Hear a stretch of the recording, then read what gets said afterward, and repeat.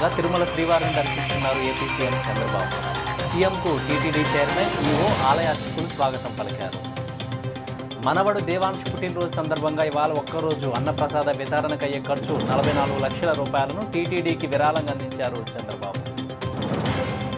Deputy CM Pawan Kalyan కీలక వ్యాఖ్యలు చేశారు. దేశవ్యాప్తంగా మూడోసారి మోదీ ప్రధాని అయ్యారని, చంద్రబాబు కూడా వరుసగా మూడోసారి సీఎం అవ్వాలని ఆకాంక్షించారు.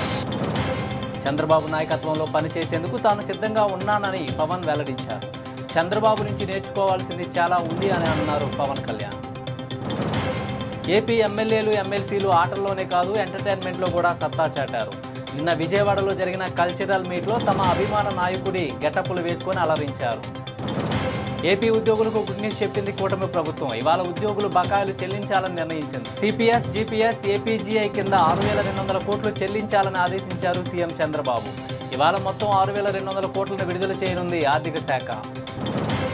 వంశీ బెయిల్ పిటిషన్పై ఎస్సీ ఎస్టీ కేసులో ప్రత్యేక న్యాయస్థానంలో విచారణ జరగనుంది.